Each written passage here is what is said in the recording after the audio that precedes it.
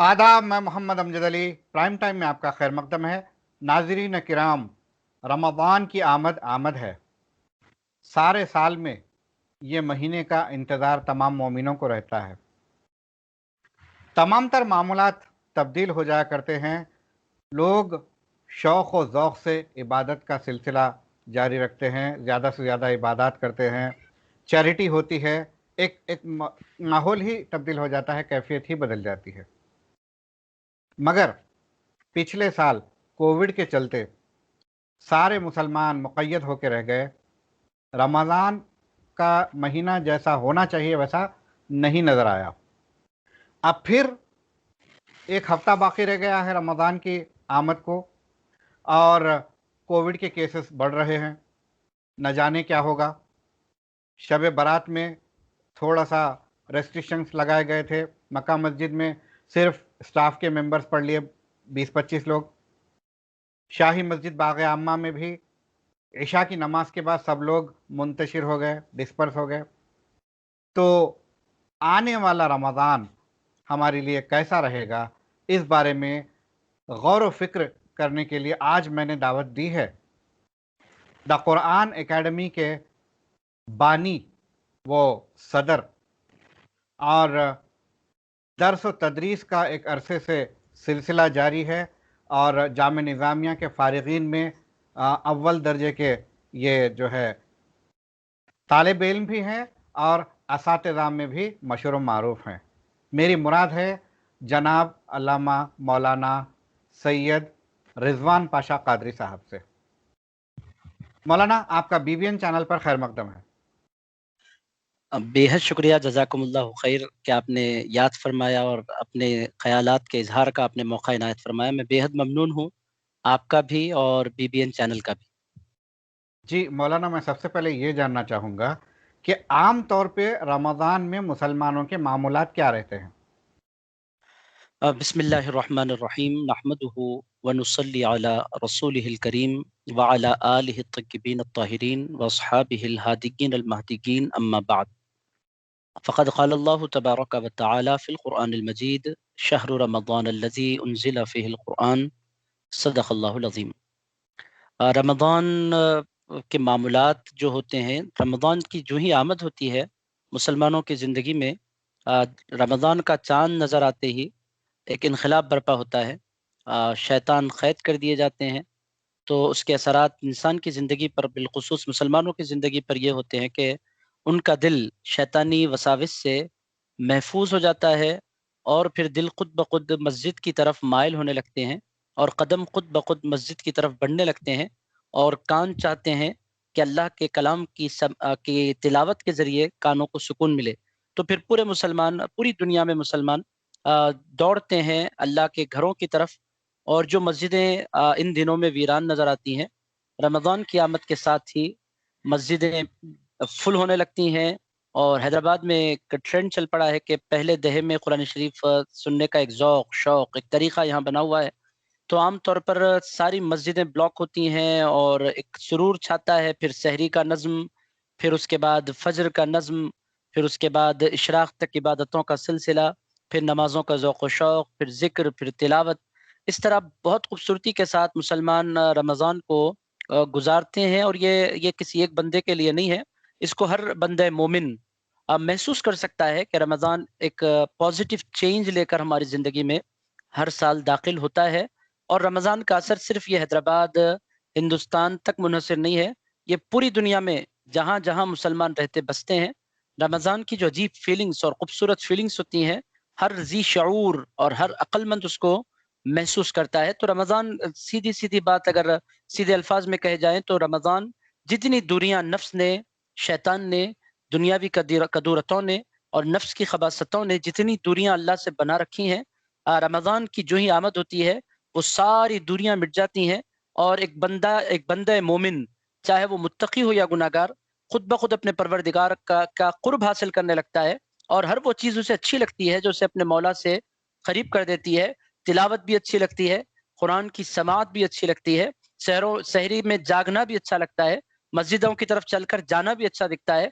और जी चाहता है कि तस्बीहात होती रहे, जिक्र होता रहे, اور کلام اللہ کی تلاوت ہوتی رہے تو ایک پازیٹیو چینج ہر بندہ رمضان کی آمد پر امجد بھائی محسوس کر سکتا ہے. جی، پچھلا رمضان یعنی کہ 2020 میں رمضان کا حال کیا تھا؟ پچھلے رمضان میں سب سے بڑا جو نقصان ہوا، دیکھیے رمضان دو چیزوں کی امپورٹنس، اس میں دو چیزیں بڑی امپورٹنٹ ہوتی ہیں رمضان میں. رمضان کی ساری برکتوں کا انحصار دو چیزوں پر ہوتا ہے، بقیہ جی. اس کے ساتھ ملی ہوئی چیزیں ہیں، اس کے ساتھ آ جاتی ہیں بہت سی چیزیں، مگر بنیادی طور پر رمضان دو چیزوں کا نام ہے. ہم، ایک روزے کا، جی. دوسرے تراویح کا. روزہ اللہ رب العزت نے فرض فرمایا اور تراویح رسول پاک علیہ الصلوۃ والسلام نے سنت قرار دی. ان دو چیزوں کو اگر ملا دیں تو رمضان بنتا ہے. تو جی. رمضان پچھلے برس جو ہمارا گزرا، روزے پر تو کوئی امپیکٹ نہیں ہوا، چونکہ روزہ میں کچھ کرنا نہیں ہوتا، کھانے پینے اور نفسانی خواہشات سے اپنے آپ کو روک لینا رہتا ہے.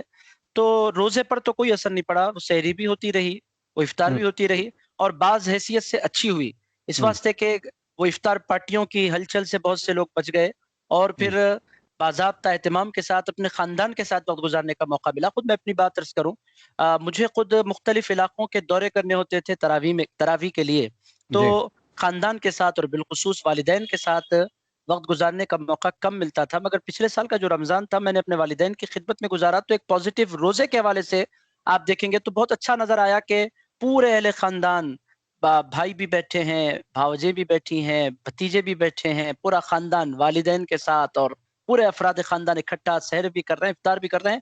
روزے کے حوالے سے تو میں نہیں سمجھتا کہ رمضان پچھلے سال کا کچھ خراب گزرا، بہت اچھا گزرا. گوما ہم، گومی سے بچے، ٹریفک سے بچے، پولیوشن سے بچے، بہت پھر عبادتوں کو ٹائم ملا، ایک پازیٹیو ہوا.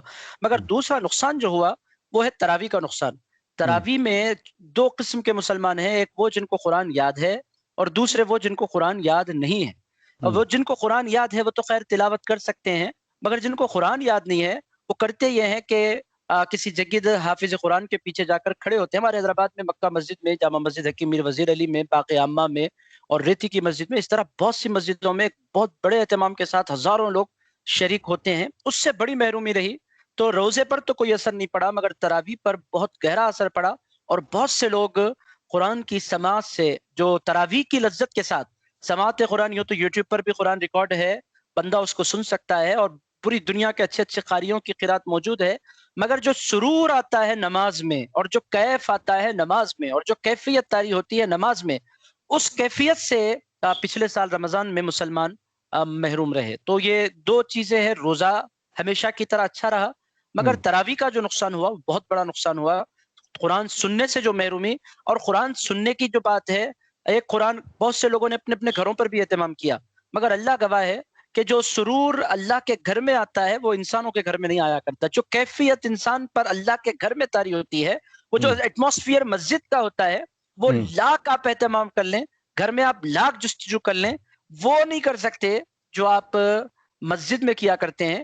چونکہ مسجد اللہ کا گھر ہے اور ہمارے گھر انسانوں کے گھر ہیں، دونوں میں بڑا فرق ہے. تو جو کیفیت، تو دراصل دو باتیں ہیں، رمضان روزے کے حوالے سے تو اچھا گزرا، تراویح کے حوالے سے محرومی رہی، اور جن لوگوں نے گھروں میں پڑھا ان کو بھی وہ کیفیت میسر نہیں آ سکی جو ہم. مسجد میں میسر آیا کرتی ہے. اور اس میں ایک اہم پیغام بھی تھا امت کے نام، کہ تمہیں احساس ہونا چاہیے کہ کتنی بڑی دولت ہے اللہ کے حضور حاضری لگانا اور اللہ کی بارگاہ میں ہاتھ باندھ کر کھڑے ہو جانا. یہ جو حفاظ کھڑے ہیں امامت کرتے ہوئے، ان کے پیچھے کھڑے ہونا یہ کس قدر بڑا آنر ہے. ایک احساس تو ہوا، ہر مسلمان نے فیل کیا کہ تراویح کے بغیر رمضان کی حقیقی روح کو انسان حاصل نہیں کر سکتا، چونکہ اللہ نے فرمایا شہر رمضان الذی انزل فیہ القرآن. رمضان ہے ہی قرآن کا مہینہ. اگر قرآن سننے سے بندہ محروم ہو جائے تو یوں کہہ سکتے ہیں آپ کہ 50% رحمت کو اس نے روک لیا، ایک محروم ہو گیا بندہ. تو یہ ہر بندہ مومن نے محسوس کیا کہ رمضان میں روزہ تو ہوا مگر تراویح کی لذت سے ہم محروم رہے. جی، بہت اچھے. آپ نے بتایا کہ روزے کے تعلق سے تو کوئی زیادہ فرق نہیں پڑا، بلکہ پازیٹیو ایفیکٹ اس کا یہ ہوا کہ لوگ اپنے خاندان کے ساتھ سحر و افطار کیے، بالکل خاندان بالکل کے ساتھ وقت گزارنے کا موقع ملا، بالکل اپنے بالکل والدین کے ساتھ، اپنے بیوی بچوں کے ساتھ گزارنے کا موقع بالکل ملا. ورنہ کیا ہوتا ہے کہ افطار پارٹیوں میں لوگ شہر کے مختلف مقامات پر چلے جاتے ہیں اور عین افطار کے وقت وہ گھر پر نہیں رہتے. بالکل تو بالکل یہ تو بہت اچھی بات رہی. ساتھ میں آپ نے یہ بتایا کہ تراویح بہت متاثر ہو گئے، بالکل کیونکہ جو قرآن یاد رکھتے تھے وہ کسے سنائیں گے. اور بالکل. جو نہیں یاد رکھتے انہیں کسی کے پیچھے پڑنے کا موقع نہیں ملا. اور ایک بہت بڑا نقصان یہ ہوا کہ حفاظ کرام جو غریب ہوتے ہیں ان کے لیے ایک بہت بڑا تعاون کا سبب بن جاتا ہے رمضان کا مہینہ. وہ قرآن سناتے ہیں تو وہ لوگ انتظار کرتے ہیں. جن کے پاس، جن کو اللہ نے نوازا ہے، ان کو کوئی فرق نہیں پڑتا، مگر جن کو اللہ نے جن کی آمدنی محدود رکھی ہے، بالخصوص حفاظ کرام، وہ لوگ تو انتظار کرتے ہیں. ان کے لیے 15,000 کا جو لفافہ، 20,000 کا، 25,000 کا جو ان کو تحفہ ملتا ہے مسلیوں کی جانب سے، ان کے لیے ایک بہت بڑا، ان کے لیے ایک تحفہ ہوتا ہے جو عام طور پر مسلمان ان کو دیتے ہیں. تو بہت سی موقعوں پر، بہت سی جگہوں پر تراویح نہیں ہو پائی، تو وہ لوگ بالخصوص حفاظ کرام جو 6 مہینے قبل سے رمضان کا انتظار کرنے لگتے ہیں، ان پر بہت گہرا اثر ہوا. وہ 20-25 ہزار مالداروں کے لیے کوئی معنی نہیں رکھتا، مگر غریب حفاظ کے لیے بہت، اس کا آپ یوں کہہ سکتے ہیں کہ بہت گہرا اثر ان کی زندگیوں پر ہوا. اور آپ دیکھیں گے کہ سوسائٹی نے بالکل اس کو فیل بھی نہیں کیا. اصولاً تو ہونا یہ چاہیے تھا کہ مسجد کے حضرات اور مسجد کی کمیٹیاں اس موقع پر بھی کچھ نہ کچھ ان حفاظ کے لیے نذرانوں کا اہتمام کرتی. بعض کمیٹیوں نے دیا ہے، مگر بہت سی کمیٹیوں نے کہا کہ آپ نے جب خدمت ہی نہیں دی تو پھر ہم آپ کو پیسے کیوں دیں. تو اس طرح بہت سے حفاظ محروم رہے پیسوں سے بھی، تو ان کا دو گنا نقصان ہوا. ایک تو قرآن سنانے سے وہ محروم رہے، اور پھر دوسرا ان کی جو خدمت ہوتی ہے اس خدمت سے بھی وہ محروم ہوئے. میں آپ کے ذریعے سے میں امت کے عمائدین تک اور عمراء تک اور وہ طبقہ جن کو اللہ تعالیٰ نے اہل ثروت بنایا ہے، آپ کے ذریعے میں پیغام دینا چاہتا ہوں کہ خدا نہ خواستہ اس طرح کے حال بنے تو پھر کمیٹی اور محلے کے لوگ اپنے علاقے کے حفاظ کرام کا ضرور خیال رکھیں، ان کی کچھ نہ کچھ خدمت کریں، چونکہ وہ لوگوں نے قرآن محفوظ رکھا ہے سینے میں. وہ آپ کے محتاج نہیں ہے، مگر اگر آپ ان کو دیں گے تو پھر اللہ رب العزت کی خوشنودی ضرور آپ حاصل کر پائیں گے.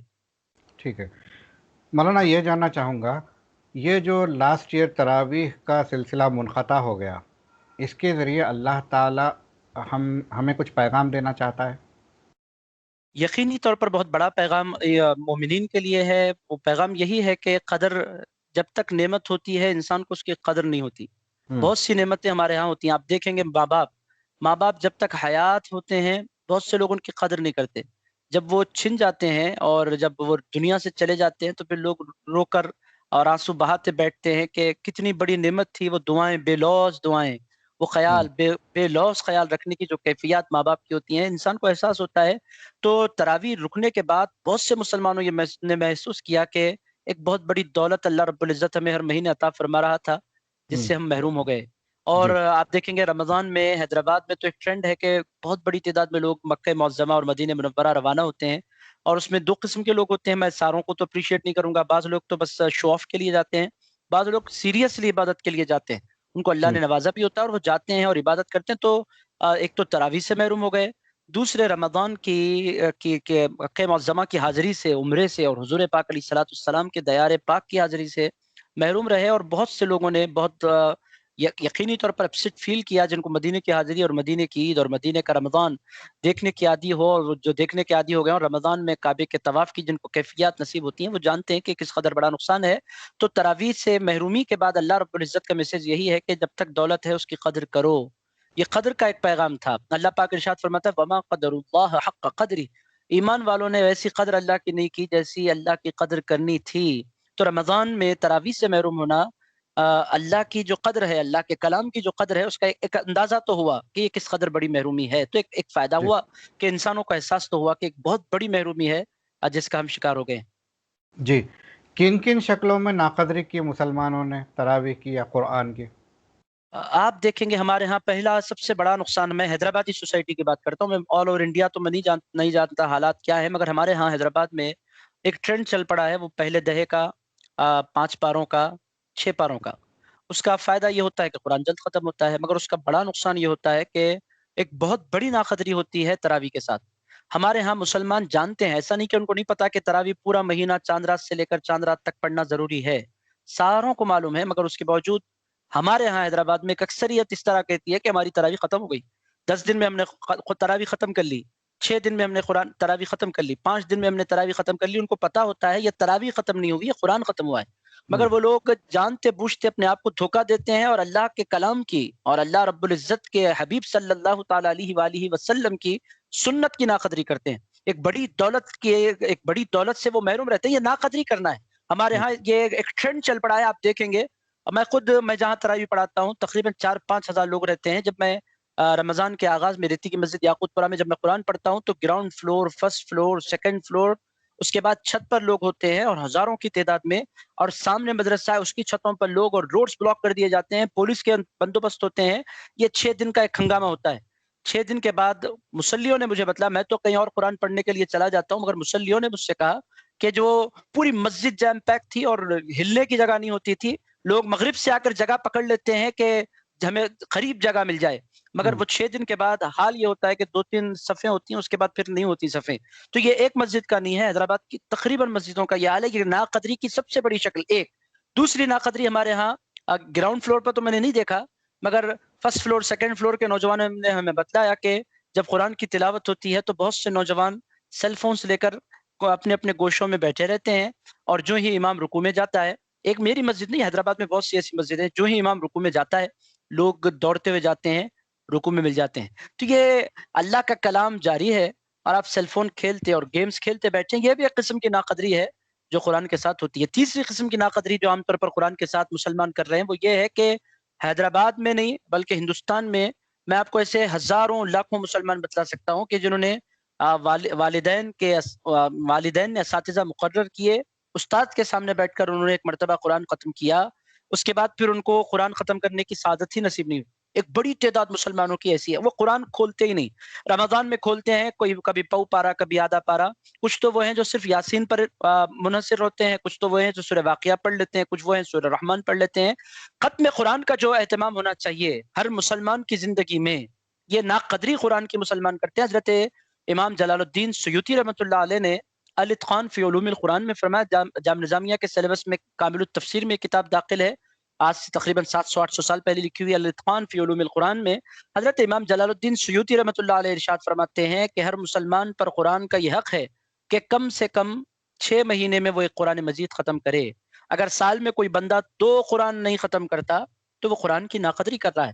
تو ہم نے مسلمانوں نے ناقدری کی ہے، اس کی ایک معنی میں یہ سزا ہے کہ تمہیں اتنی بڑی دولت تمہارے گھر رکھی ہوئی ہے اور تم اس کو کھولنا نہیں چاہتے، تم اس کو پڑھنا نہیں چاہتے، تو یہ ناقدری ہے جو مسلمانوں نے کی ہے. تو یہ اس قسم کی بہت سی ناقدریاں ہیں جو مسلمان قرآن مجید کے ساتھ کرتے ہیں. اور پھر آخری بات میں عرض کر دیتا ہوں اس حوالے سے، ایک ناقدری یہ بھی ہے کہ پہلے دہے میں ذوق ہوتا ہے، دوسرے دہے میں کم ہوتا ہے، تیسرے دہے میں کم ہوتے ہوتے بازاروں کی طرف ہمارا رخ ہوتا ہے. یہ بہت بڑی ناقدری ہے جو رمضان کے ساتھ مسلمان کرتے ہیں. بازار بھر جاتے ہیں، ہوٹلز بلاک ہو جاتی ہیں، نہ تراویح ہوتی ہے، نہ ذکر ہوتا ہے، نہ دعائیں ہوتی ہیں، نہ اعتکاف ہوتا ہے. یہ بالکل برعکس ہے حضور پاک علیہ الصلوۃ والسلام کی حیات کے. حضور پاک علیہ الصلوۃ والسلام کا ہم رمضان دیکھتے ہیں تو پہلے عشرے میں عبادت ہوتی، دوسرے دہے میں اس سے زیادہ ہوتی، اور تیسرا دہا جب آتا تو حضور پاک علیہ الصلوۃ والسلام پوری کائنات سے تعلق توڑ کر اللہ کے گھر بیٹھے رہتے. اس کے بعد پھر حضور کچھ نہیں کرتے، رات رات بھر قیام ہوتا، دن دن بھر دعائیں ہوتی، صرف اللہ کی یاد ہوتی. یہ 10 دن، یہ سال کے 365 دنوں میں یہ 10 دن بڑے خاص ہیں جس میں 5 طاق راتیں آتی ہیں، جس میں شب قدر ہے. سال بھر کی سب سے زیادہ شان رکھنے والے دن. ہماری امت اس کی ناقدری، امت محمدیہ اس کی ناقدری یہ کرتی ہے کہ ایسی مبارک راتوں کو، ایسے مبارک دنوں کو آپ دیکھیں گے کہ بازار بھرے پڑے ہیں اور شاپنگ ہو رہی ہے، اور آپ دیکھیں کہ کیا برا حال بازاروں کا ہوتا ہے، اور ہوٹلیں پیک ہو جاتی ہیں، اور بڑی تعداد حلیموں کی طرف جاتی ہے کہ رمضان اب جانے والا ہے، ہمیں مختلف حلیمیں کھانا ہے. تو حلیموں کا شوق ہوتا ہے، شاپنگوں کا شوق ہوتا ہے، مگر رمضان جس کے لیے آیا اس کا شوق نہیں ہوتا. وہ اللہ کی یاد ہے، اللہ کا ذکر ہے. اس سے ناقدری رمضان کی جو آپ نے ارشاد فرمایا کیسے ہوتی ہے، ایسے بھی ہوتی ہے ناقدری رمضان کی. جی مختلف مساجد میں 1.25 پارے کی یا 1 پارے کی تراویح ہوتی ہے، کہیں پر 3 پارے کی، کہیں پر 5 پارے کی، کہیں پر 10 پارے کی بھی تراویح ہوتی ہے، کہیں پہ 2 شبی شبینہ، کہیں پہ 1 شبی شبینہ. جی، کیا عام مسلمان اس کا جو ہے اہل ہے ایسی تراویح پڑھنے کا؟ میں آپ سے عرض کروں کہ وہ جو کیفیت ہونی چاہیے، میں خود چونکہ حافظ قرآن بھی ہوں اور میں نے شبینوں سے بھی میں نے بہت سی مرتبہ پڑھا بھی ہے، مجھے اس کا اندازہ ہے. ایک شبینے میں تو ہوتا یہ ہے کہ جیسے قرآن پڑھنا چاہیے ہم نہیں پڑھ پاتے، جیسا اس کا حق ہے. قرآن کی تلاوت کا الذین آتیناہم الکتاب یتلونہ حق تلاوتہ، قرآن کی تلاوت کا جو حق ہے وہ ایک شبینے میں، تو میں خود پڑھایا ہوا ہوں اس واسطے مجھے ایکسپیرینس ہے، تو ایک شبینے میں تو آپ قرآن کا حق ادا کرتے ہوئے نہیں پڑھ سکتے. 2 شبینوں میں بھی پڑھنے والے پر تو خیر اس کو ایک ذوق ہوتا ہے، اس کو قرآن یاد ہوتا ہے، بار نہیں ہوتا، مگر پیچھے کھڑے رہنے والوں کو تھوڑی بہت تکلیف کا سامنا کرنا پڑتا ہے۔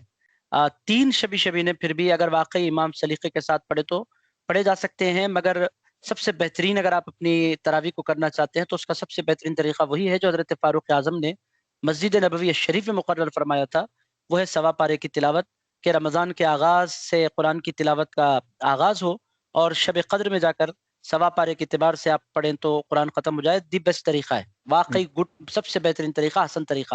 مگر بعض لوگ ایسے ہیں کہ جیسے کہ کاروباری لوگ ہیں جو ٹیلرنگ کرتے ہیں، بعض لوگوں کی مجبوریاں ہیں، تو شبینوں کا بھی 3 دن کا 5 دن کا اہتمام بھی ہو سکتا ہے، مگر ان کی ذمہ داری یہ ہے کہ رات کے 2 بجے 3 بجے جب بھی آپ فری ہوں، وہ 20 رکعت جو تراویح کے ہیں علم تراہی سے صحیح پڑھیں۔ تراویح چھوڑ دینے کا جو یہ ٹرینڈ چل پڑا ہے یہ بہت برا ہے۔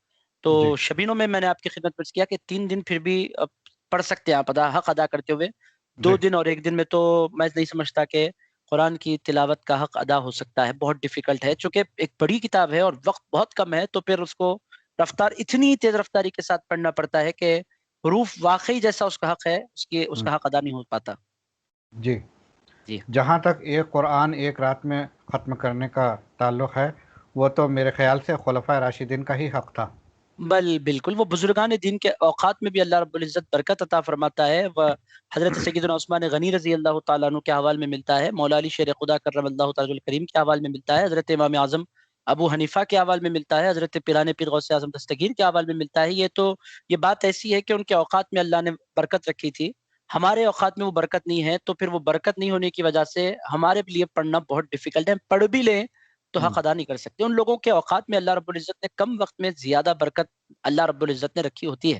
برکت ایک چیز ہے، ایک حقیقت ہے جس کا کوئی عقل مند انکار نہیں کر سکتا، تو ان کے اوقات میں برکت، اسی لیے مولا علی فرماتے ہیں میں گھوڑے کے ایک ذہن پر پیر رکھتا ہوں، دوسرا پیر رکھنے سے قبل میں قرآن ختم کر لیتا ہوں۔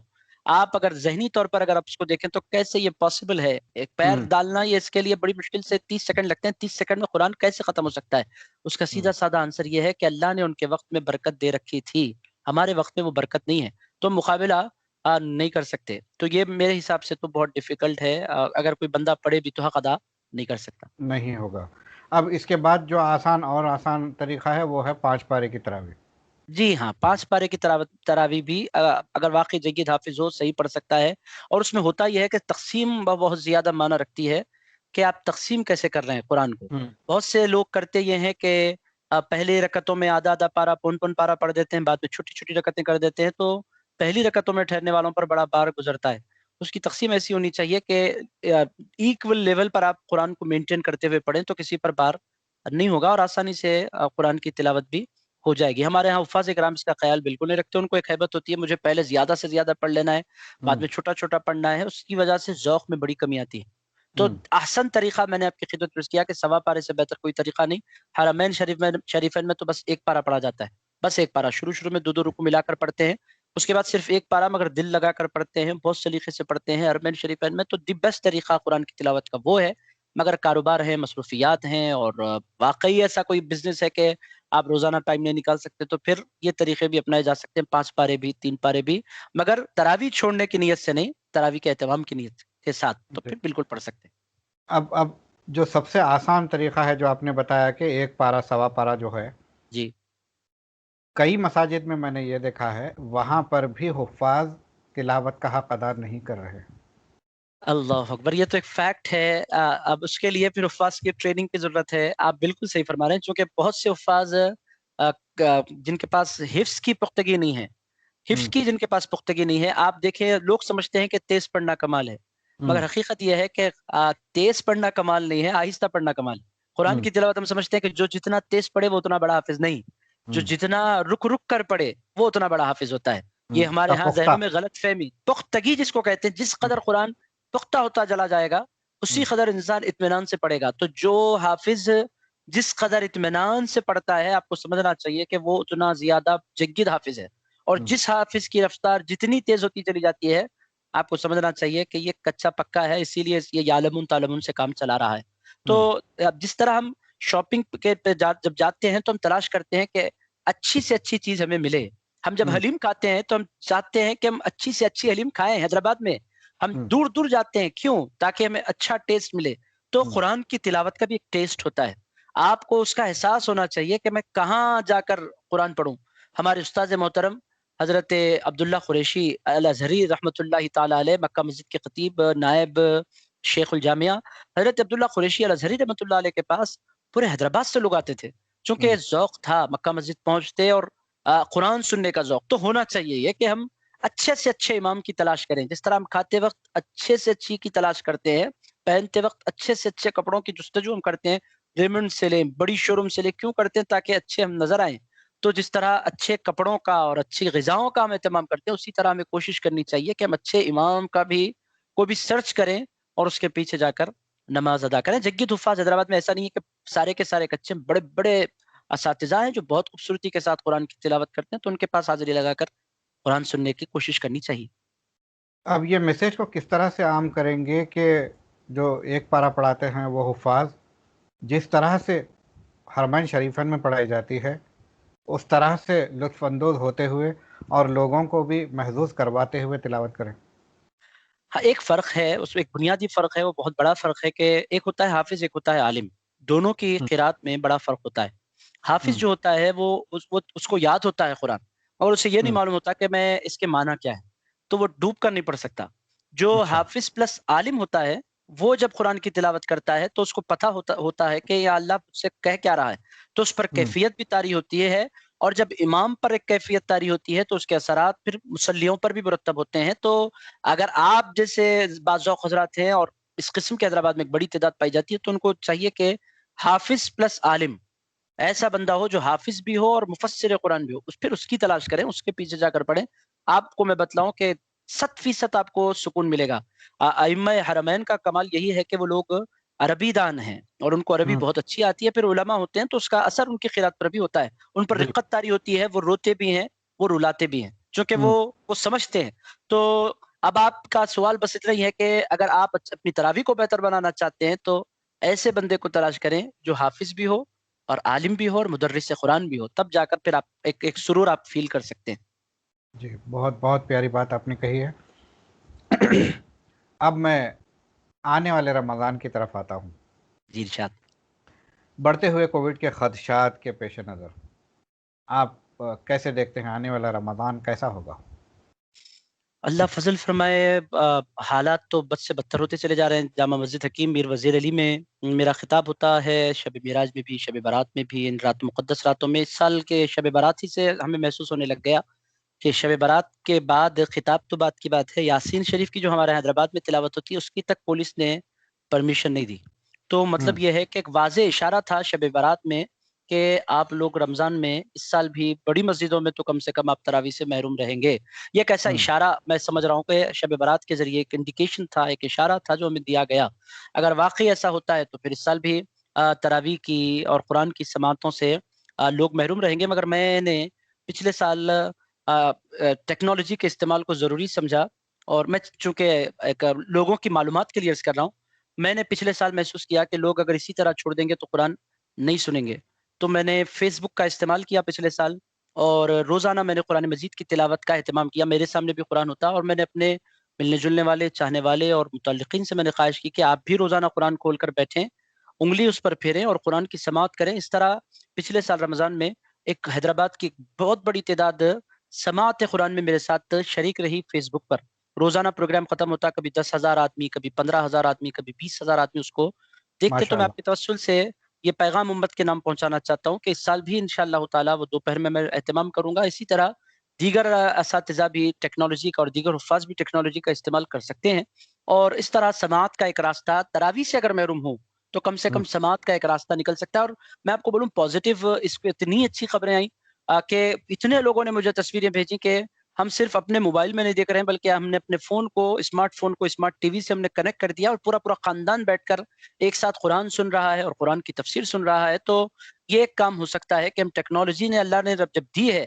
تو اس کا ہم صحیح استعمال کریں. اور ایک بات اور عرض کروں گا کہ اگر آپ مسجد نہیں جا سکیں خدا نخواستہ، اگر ایسے حالات بنتے ہیں، تو دی بیسٹ طریقہ یہ ہے کہ آپ روزانہ آپ وقت مقرر کر لیں اپنی زندگی میں کہ میں حرم مکہ یا حرم مدینہ، آپ کو جہاں کی تلاوت من کو پاتی ہے، جن اماموں سے آپ کو رغبت ہے، آپ یہ ڈیسائیڈ کر لیں کہ تراویح میں 20 رکعت الم تراز سے پڑھ لینے کے بعد رات کے 11 بجے کے بعد، ہمارے حیدرآباد کے وقت کے مطابق رات 11 سوا 11 بجے حرمین شریفین کی تراویح لائیو آتی ہے، وہ فیس بک پر بھی آ رہی ہے، وہ ٹی وی چینلز پر بھی آ رہی ہے.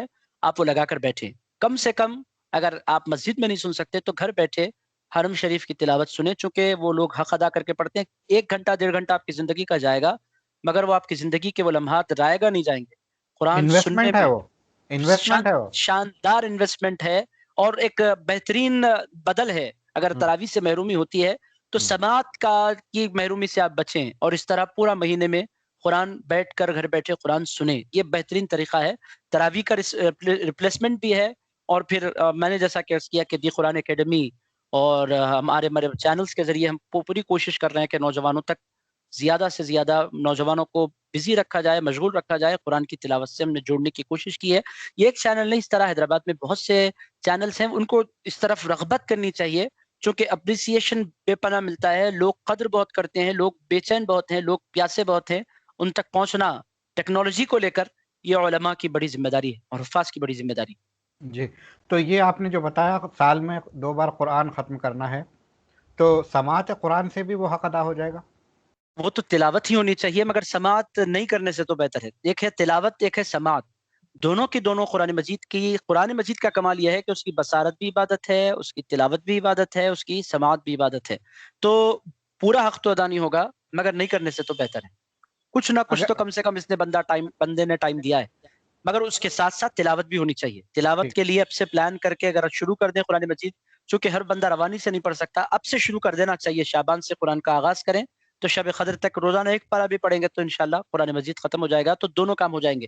آپ لائیو پروگرامز کے ذریعے اور حرمین کی تلاوت آپ سن کر ایک اپنا سامان کر سکتے ہیں، سماعت کا اہتمام کر سکتے ہیں، پھر اس کے ساتھ ساتھ روزانہ کی تلاوت اگر 1 آدھ پارہ بھی رکھ لیں تو انشاءاللہ شب قدر تک تلاوت کے ذریعے بھی قرآن ختم ہو جائے گا. تو دونوں کام ہو جائیں گے ٹھیک انشاءاللہ. ہے. اور اگر کسی کو قرآن پڑھنا نہیں آتا ہو تو؟ نہیں آتا ہے تو توبہ کرنی چاہیے، اور شرمندہ ہونا چاہیے، اور آنسو بہانے چاہیے، اور رونا چاہیے. اس واسطے کہ یہ ایک بہت بڑی محرومی ہے. کتنے اندھے ہیں جو تمنا کرتے ہیں کہ وہ قرآن دیکھ سکیں، کتنے بہرے ہیں جو تمنا کرتے ہیں کہ وہ قرآن سن سکیں، اور کتنے لوگ ہیں جو خواہش کرتے ہیں، کتنے گونگے ہیں جو خواہش کرتے ہیں کہ وہ قرآن کی تلاوت کر سکیں. جب اللہ نے آپ کو سماعت بھی دی ہے، بصارت بھی دی ہے، اور قوت گویائی بھی دی ہے، تو پھر رجوع کرنا چاہیے اور سیکھنا چاہیے. اور قرآن سیکھنا کوئی مشکل کام نہیں ہے. اللہ کا قرآن میں وعدہ ہے وَلَقَدْ يَسَّرْنَا الْقُرْآنَ، ہم نے تحقیق کہ ہم نے قرآن کو آسان کر دیا ہے. یہ اللہ کا وعدہ ہے. اللہ فرماتا ہے ہم نے قرآن کو آسان کر دیا. قرآن کا پڑھنا آسان ہے، قرآن کا سیکھنا آسان ہے، قرآن کا سمجھنا آسان ہے. بس جستجو چاہیے. صحیح انسان تک، صحیح استاد تک بندہ پہنچے تو پھر خود بخود یہ کام ہو سکتا ہے. اور حیدرآباد میں تو بالکل ڈیفیکلٹ نہیں ہے، چونکہ حیدرآباد میں جامعہ نظامیہ بھی ہے، اور حیدرآباد میں ہزاروں اساتذہ پھیلے ہوئے ہیں جو قرآن آپ کو پڑھا سکتے ہیں. بس جستجو کی ضرورت ہے، شرمندگی ہو انسان کو، ندامت ہو انسان کو، تو پھر خود بخود راستے بنتے چلے جاتے ہیں. میں آپ سے عرض کروں، لوگ صرف آپ ناظری کی بات کر رہے ہیں. ابھی میں باب العلم انوار محمدی کے جلسے میں تھا.